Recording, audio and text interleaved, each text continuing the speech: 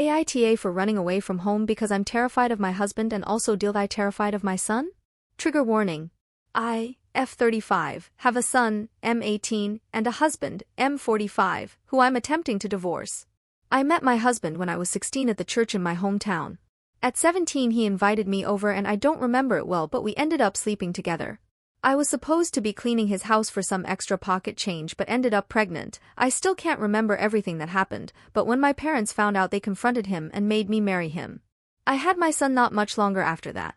My husband's a brute, he was always mean to me. I tried my best to make him happy. I'd cook his favorite foods, clean the house extra nice, do childcare work to make a few dollars to buy him a treat or two, but if I made one mistake he didn't like he'd hit me. I used to cry to my father about it, but he'd tell me it's my punishment for having premarital sex. I'd ask my father what my husband's punishment was and he'd say his punishment is having to settle for you. I don't think I ever recovered from that. Before anyone asks about my mother has always been kind of out of it. She's been on medication since I was a child and she's kind of like a zombie. She doesn't talk much or do much of anything unless my father says so. She was different when I was little, but I hardly remember those days. The hitting got worse. To the point where I wasn't really allowed to leave the house, or if I did I had to wear makeup or else my husband would think I was trying to get him in trouble. My son grew up watching this. I've heard stories of kids hating their abusive fathers, but my son loved his father more than he loved me. I never wanted my son to hate his father, but he started acting out and eventually he started laying hands on me. My son started hitting me when he was 10. It was light and I'd tell him to stop, but as he got older he started beating me. If I told him no he'd beat me. If I didn't do something he wanted he'd slap or kick me and even punch me. And my husband would back him up a lot of the times. He'd say he's just learning to be a man. He'll stop when he's older and has his own wife. It got to the point where I was terrified of my baby. The only thing in this world I ever got to make, and he terrified me. When he was 16 he broke my arm really bad because I showed my husband his report card. My husband disciplined him but never told me how. I grew to hate my son so much every day, but I still tried to be good to him, to help him. He didn't want that. I couldn't make him want that. I couldn't sleep or eat without dreaming of my son and husband hurting me. My son once pinned me on the ground because I had asked him to help me lift something. I'm frail so I can't lift much. When he pinned me he hit me a lot and I could feel it. Hurting me aroused him. He humped me for a few seconds and then he started screaming at me saying it was all my fault and locked himself in his room. I didn't tell my husband. I should have, but somehow I felt like I would have just gotten hurt worse either by my sons or my husband. He was 17 when this happened, so last year. After his 18th in January I packed a bag and wandered off into the night.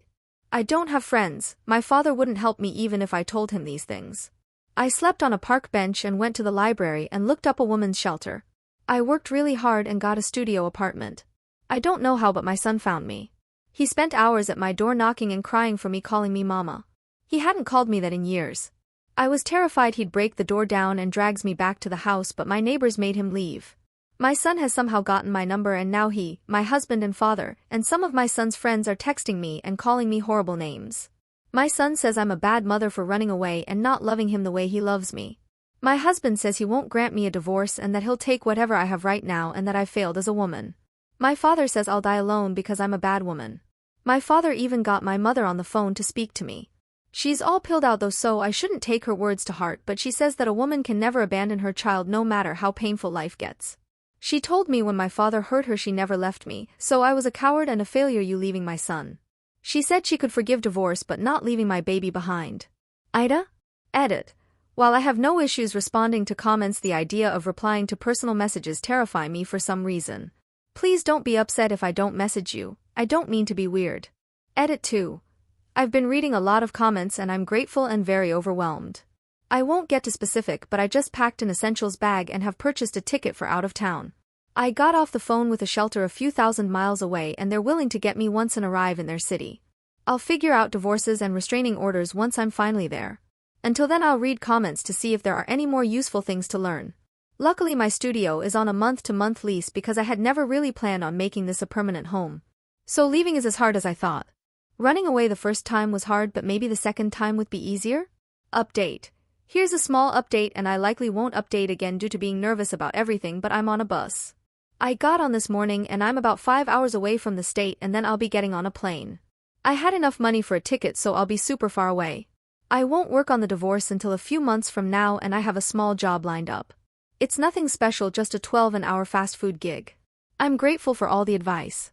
My old landlord was sorry to see me go, but I paid off this month's rent and told him he can sell the little bit of furniture I had. He said he'd give me half of that money once it's all sold. He's very kind, a little scary looking, but when I spoke to him over the phone after I had left, he was very understanding. Thank you all for everything, and I'm sorry, but this is the last thing anyone will hear from me unless I work up the nerve to update again. You are all incredibly wonderful and special people to me,